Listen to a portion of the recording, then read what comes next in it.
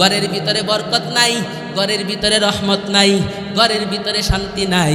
হঠাৎ করে আসমান থেকে মুসিবত চলে আসছে। বেশি বেশি দুরূদের উপর আমল করেন।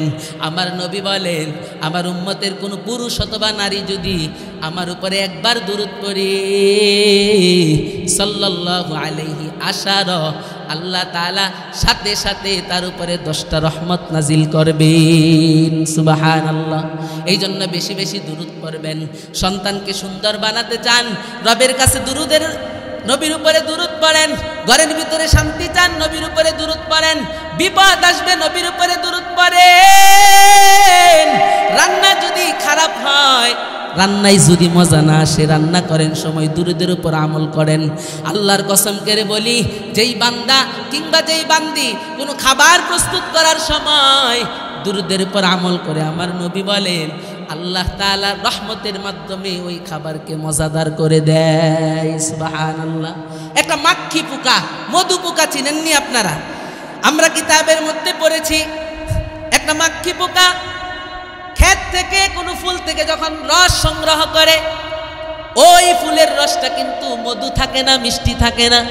আপনি একটা ফুল থেকে ফুলের রস মুখে দিয়ে দেখেন মিষ্টি না। কোনো কোনো ফুলের রস হলো পানসা, আবার কোনো কোনো ফুলের রস হলো তিতা, আবার কোনো কোনো ফুলের রস দেখবেন কোনো স্বাদই জিভায় লাগে না। কিন্তু একটা মাক্ষী পোকা ওই ফুল থেকে রসটা নিয়ে যখন বাসায় যায়, আল্লাহ তাআলা ওই রসটাকে পৃথিবীর সবচাইতে স্বাদওয়ালা বানায় দেয়। শুধু স্বাদওয়ালা বানায় না, আমার নবী বলেন মধু হলো পৃথিবীর সর্বশ্রেষ্ঠ ঔষধ। সুবহানাল্লাহ। এত স্বাদ কেমনে হয়? কিতাবের মধ্যে আমরা পড়েছি, মাক্ষী পোকাকে যখন প্রশ্ন করলো, ও মাক্ষী পোকা, তিল গাছের ফুলের রস আমরা মুখে নিলে তো এত স্বাদ পাই না, হৌরা গাছের ফুলের রস আমরা মুখে নিলে তো এত স্বাদ পাই না, কোন গাছের ফুলের রস মুখে নিলে তো আমরা এত মজা পাই না, কিন্তু তুমি ওই গাছের ফুলের রস যখন তোমার বাসায় নিয়ে যাও, ওই বাসা থেকে যখন আমরা তার রস সংগ্রহ করি, এত স্বাদ কেমনে আসে? আল্লাহর কসম করে বলি, মাক্ষী পোকা জবাব দেয়, আমি যেই গাছ থেকে, যেই গাছের ফুল থেকে রস সংগ্রহ করি, আসলেই ওই ফুলের রস মজাদার না, কিন্তু আমি যখন আমার মুখের মধ্যে রসটা নেই, ওই ফুল গাছের ফুল থেকে আমি আমার বাসা পর্যন্ত পৌঁছতে পৌঁছতে আমার নবীর উপরে কমসে কম 300 বার দুরূদ পড়ি। সুবহানাল্লাহ। মাক্ষী পোকা বলে, ফুল থেকে রস আমি সংগ্রহ করি, রস এত মজাদার থাকে না, কিন্তু যখন ওই রস নিয়ে আমার বাসায় রওনা দেই, টুকে রওনা দেই, ওই রওনার সময় আমি আমার নবীর উপরে 300 বার দুরূদ শরীফ পড়ি। এই দুরূদ শরীফের ফজিলতে আমার আল্লাহ এই রসকে পৃথিবীর সর্বশ্রেষ্ঠ মজাদার, পৃথিবীর সর্বশ্রেষ্ঠ ঔষধ হিসাবে বানায় দেয়। সুবহানাল্লাহ। এই জন্য মায়েরা সব সময় এই দুরূদ পড়বেন। ঘরে শান্তি সাল্লাল্লাহু আলাইহি ওয়াসাল্লাম। সন্তান কথা শুনে না, আল্লাহুম্মা সাল্লি আলা সাইয়্যিদিনা মুহাম্মদ, কোন বিপদ আসছে সাল্লাল্লাহু আলাইহি ওয়াসাল্লাম, আল্লাহুম্মা সাল্লি আলা মুহাম্মাদিন নাবিয়্যিল উম্মিয়্যি ওয়া আলা আলিহি ওয়া সাল্লিমু তাসলিমা। একবার দুইবার বারবার দুরূদের উপর আমল করতে থাকেন। আল্লাহর কসম করে বলি, আমার নবী বলছে, আমার উম্মতের ভিতরে যারা বেশি বেশি দুরূদ পড়বে, আল্লাহ তাআলা আসমান জমিনের মানুষের থেকে, জিন জাতি থেকে যত ধরনের আযাব ও মুসিবত আছে, সব ধরনের আযাব ও মুসিবত থেকে আমার আল্লাহ হেফাজত করবেন। দুরূদ শরীফ বেশি বেশি করে পড়বেন। কিতাবের মধ্যে পড়েছে, আল্লামা আশরাফ আলী থানভী রাহমাতুল্লাহি আলাইহি একটা ঘটনা লিখছে। পৃথিবী বিখ্যাত একজন বড় ওলিয়ে কামেল ছিলেন সুলাইমান জাজুরি রাহমাতুল্লাহি আলাইহি, যুগ শ্রেষ্ঠ বড় আলেম, বহুত বড় আল্লাহর ওলি ছিলেন। হাজার হাজার মুরিদ নিয়া উনি সফরে বের হইছেন। সফর করতে করতে করতে করতে এক জংলা পার হবেন, এমন টাইমে আজান দিয়া দিছে, আসরের আজান। কিন্তু আল্লাহর বান্দাদের যেই জামাত, এই জামাতের ভিতরে অনেকের ওযু নাই, পবিত্রতা নাই। এমন কি যেই পীর সাহেব ছিলেন, ওই পীর সাহেবেরও ওযু নাই, ওই পীর সাহেবেরও পবিত্রতা নাই। তখন আল্লাহর বান্দার কাছে তার মুরিদেরা মেসেজ দিল, আজান তো দিয়া দিছে, আজানের সময় তো চইলা গেছে, এখন নামাজের সময় চলতেছে, কিন্তু অনেক মুরিদদের ওযু নাই, পবিত্রতা নাই। এখানে পানিও খুঁজতেছি, পানির কোনো ব্যবস্থা নাই, নামাজ কিভাবে পড়বো? আল্লাহর বান্দা বলে তায়াম্মুমের বিধান আছে, তবে তায়াম্মুম করার আগে নবী বলছে আগে পানি খুঁজতে হবে, পানি যদি খুঁজে পাওয়া না যায় তখন তায়াম্মুমের বিধান। কিতাবের মধ্যে লিখছে সুলাইমান জাজুরি রহমাতুল্লাহি আলাইহি কয়েক হাজার মুরিদ নিয়া ওই জংলার ভিতরে পানির কূপ খুঁজতেছে, পানির ফুয়ারা খুঁজতেছে পবিত্রতা অর্জন করার জন্য। আল্লাহর বান্দা জংলা, গোটা জংলা খুঁজতে খুঁজতে কোথাও পানির ফুয়ারা পাই নাই, পানির কূপ পাই নাই। জংলা থেকে বের হইয়া সামনে দেখে বড় বড় পাহাড়, ওই পাহাড়ের পদদেশে আল্লাহর বান্দা সব মুরিদদেরকে নিয়ে ওই পাহাড়ের পদদেশে যখন গেলেন, ওই পাহাড়ের পদদেশে যাইয়া দেখে একটা কূপ আছে, একটা কুয়া আছে, আমরা যেটাকে ইন্ডা বলি আমাদের দেশের ভাষায়। ওই আল্লাহর বান্দা সুলাইমান জাজুরি রহমাতুল্লাহি আলাইহি বলেন যখন আমরা একটা কূপ পাইলাম, কিন্তু আশ্চর্যের বিষয় কূপের কাছে যাইয়া দেখি ওই কূপের অনেক নিচে পানি, সেখান থেকে পানি আনা সম্ভব না। আমার মুরিদেরা সহ আমি অনেকক্ষণ যাবৎ একটা জিনিস বিচারতেছিলাম, খুঁজতেছিলাম কিভাবে ওই কূপের নিচ থেকে পানি আনা যায়, এই চিন্তায় কোনো বস্তু পাই কিনা খুঁজতেছিলাম। হঠাৎ করে তাকায়া দেখি পাহাড়ের পদদেশে এক ছোট্ট কন্যা সন্তান, ছোট্ট একটা মেয়ে বকরি চড়াইতেছে। ওই আল্লাহর বান্দি আমাদের এই পেরেশানি দেখে, আমাদের এই খুঁজাখুঁজি দেখে আমাদের কাছে আসলো ছোট্ট কন্যা সন্তান। আয়শা বলতেছে ও আল্লাহর বান্দা আপনারা এখানে কি খুঁজতেছেন? সুলাইমান জাজুরি বলেন ওই কন্যাকে আমি উত্তর দিলাম, মা তুমি বুঝবা না, আমরা একটা পেরেশানির মধ্যে আছি, আমরা আমাদের পানির দরকার, পানি অনেক নিচে আনতে পারতেছি না, তুমি এইগুলা বুঝবা না, তুমি চলে যাও। ওই কন্যা সন্তান ছোট্ট মেয়ে সুলাইমান জাজুরিকে বলে আপনারা অপেক্ষা করেন, আমি পানির ব্যবস্থা করে দেই।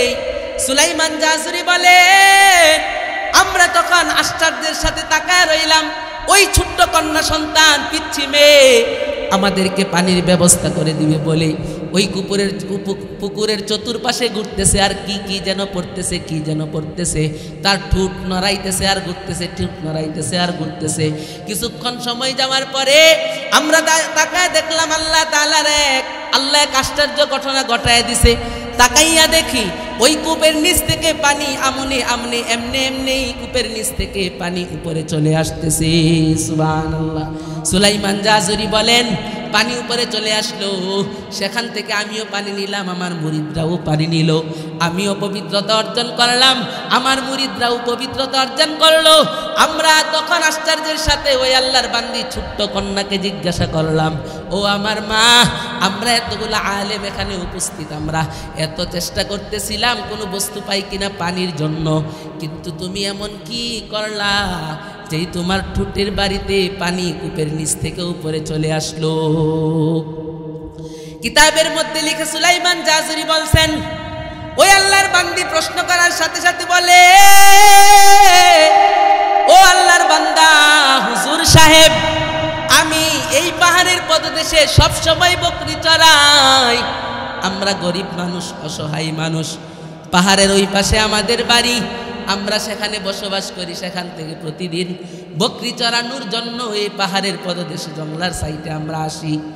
আমার মা আমার বাবা আমাদেরকে আল্লাহর রসুলের উপরে দুরূদ পড়া শিখাইছে, বলছে যে এই জায়গায় তোমরা বকরি চড়াও, ওই জায়গার পরিবেশ বেশি ভালো না, বড় ভয়ঙ্কর, অনেক সময় অনেক হিংস্র প্রাণীরা এখান দিয়ে চলাফেরা করে, তুমি যখন বকরি চড়াইবা ওই হিংস্র প্রাণী তোমাদেরকে আক্রমণ করতে পারে, তোমরা একটা সবক নিয়ে নাও, তোমরা যখন প্রাণী চড়াইবা ওই প্রাণী চড়ানোর সাথে সাথে প্রাণীও চড়াইবা, ঠোঁট দিয়া পড়তে থাকবা সাল্লাল্লাহু আলাইহি ওয়াসাল্লাম, সাল্লাল্লাহু আলাইহি ওয়াসাল্লাম, আল্লাহুম্মা সাল্লি আলা সাইয়্যিদিনা মুহাম্মদ ওয়া আলা আলি সাইয়্যিদিনা মুহাম্মদ وعلى آله وسلم اللهم صل على محمد النبي الأمي وعلى آله وسلم تسليما اللهم صل على محمد وعلى آل محمد كما صليت على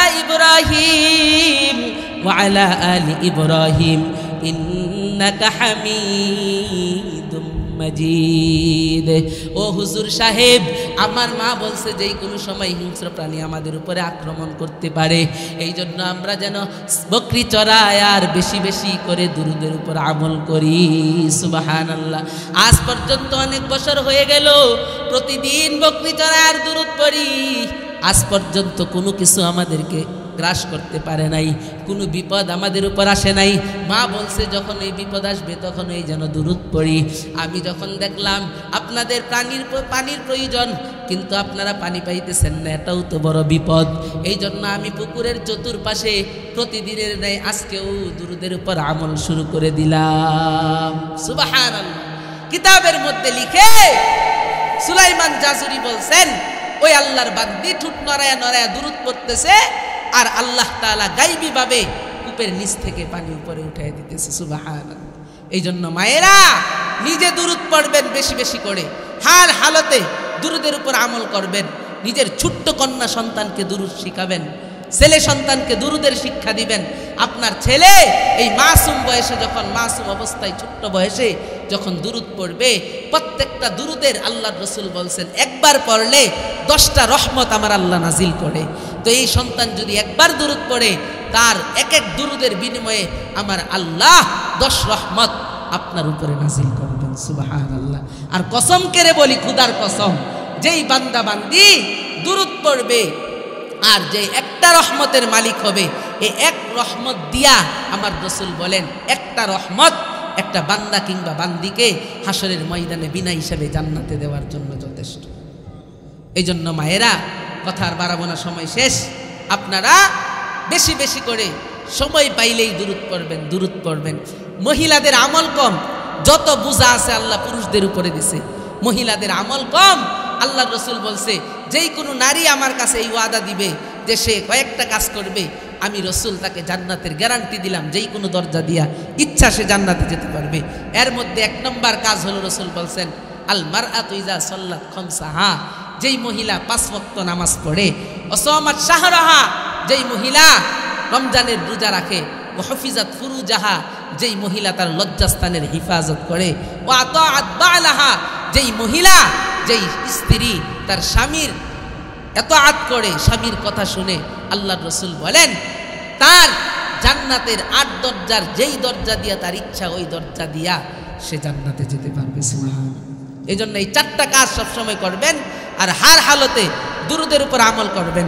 আর সবসময় মায়েরা বোনেরা নিজের ইমানটাকে হেফাজত করার চেষ্টা করবেন, কেউ যেন আপনার ইমান ছিনায় নিতে না পারে। আমল যদি দুর্বল হয়, ইমান যদি ভালো হয়, কসম খুদার, আল্লাহর রাসূল বলছেন মান মাতা ওহুয়া ইয়ালামু লা ইলাহা ইল্লাল্লাহ দাখালাল জান্নাহ। আল্লাহর রাসূল বলছে, কোন ব্যক্তি মারা গেল আর সে তার জীবদ্দশায় তার ঈমানকে ধরে রাখলো, আল্লাহর রাসূল বলেন সে জান্নাতে। সুবহানাল্লাহ। এজন্য ঈমানকে ধরে রাখবেন।